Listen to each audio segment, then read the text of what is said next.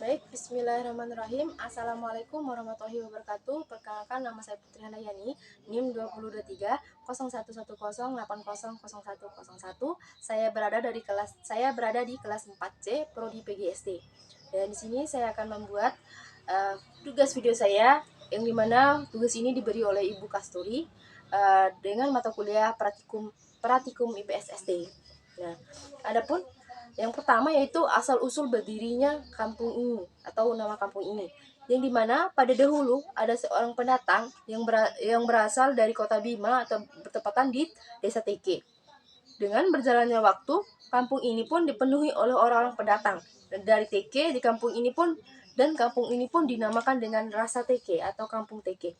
Nah, namun sekarang kampung ini pun namanya udah diubah menjadi Rasa Bow atau Kampung Baru. Tetapi kampung ini tetap dikenal dengan Rasa Teke. Nah, adapun perbedaan dari zaman dahulu ke zaman sekarang. Nah, pada zaman dahulu dari segi ekonominya orang-orang sangat susah mendapatkan uang atau biasa disebut dengan orang di sini yaitu gali rakapiti. Dan para buruh petani dahulunya hanya mendapatkan upah sebesar 500 perak dalam seharinya. Dan bagi kaum perempuan di sini mereka tidak menggunakan jilbab, yang dimana dahulu tidak ada yang namanya jilbab. Mereka menggunakan sarung untuk menutupi kepalanya atau biasa disebut dengan kata rimpu tembe. Nah, adapun perbedaannya ke zaman sekarang. Dari segi ekonominya alhamdulillah sekarang sudah membaik dan mereka tidak susah lagi mendapatkan uang, yang dimana para buruh petani sekarang mendapatkan upah sebesar Rp50.000 per harinya atau bisa lebih dari itu. Ada 70, 100, Rp150.000. Tetapi itu tergantung dari pekerjaan yang mereka lakukan. Nah, dan sekarang udah adanya namanya jilbab, biasanya digunakan oleh kaum perempuan untuk menutupi kepalanya. Nah, baik, selanjutnya adapun terdapat berbagai adat istiadat yang masih dilestarikan di kampung ini, yaitu kebiasaan menyediakan soji. Ya, kebiasaan menyediakan soji ini masih diperhatikan dalam upacara nikah ranako atau sunarasondo atau sunarandoso. Hingga saat ini tradisi ini masih hidup dan digunakan oleh masyarakat di sini. Namun biasanya masyarakat di sini menggunakan menyediakan soji hanya untuk acara sunatan. Nah, dalam ujar Nur Haida, seorang pemerhati sejarah dan budaya Dompu yang dikenal sebagai Daedau, menjelaskan bahwa tradisi soji awalnya dimasukkan sebagai persembahan kepada leluhur atau makhluk halus. Nah, hal ini dilakukan untuk menjaga agar roh leluhur tidak mengganggu jalannya prosesi sunatan. Namun seiring berjalan waktu dan perkembangan teknologi, tujuan tradisi ini sedikit berubah meski nilai-nilainya tetap terjaga. Tidak ada catatan pasti tentang kapan tradisi soji mulai ada dan berkembang di Dompu atau di wilayah ini. Nah, namun berdasarkan sejarah, tradisi ini sudah ada sejak pengaruh Hindu dan Buddha masuk ke wilayah tersebut, bahkan sebelum datangnya Islam. Nah, sebelum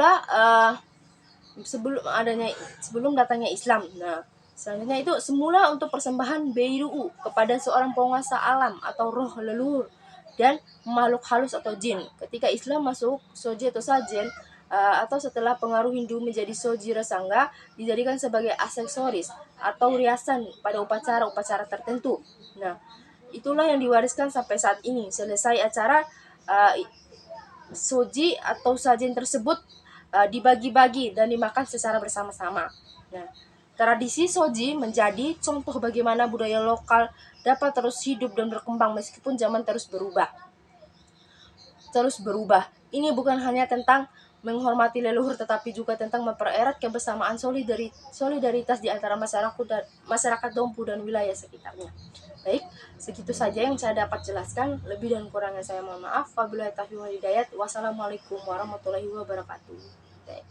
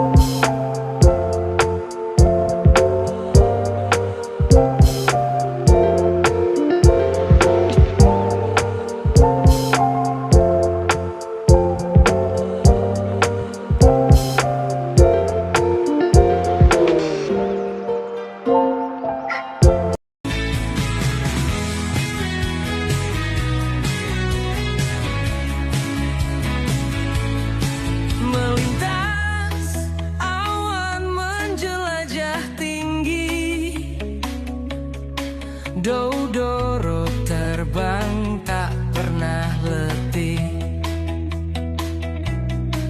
dari cakrawala hingga lembah sunyi,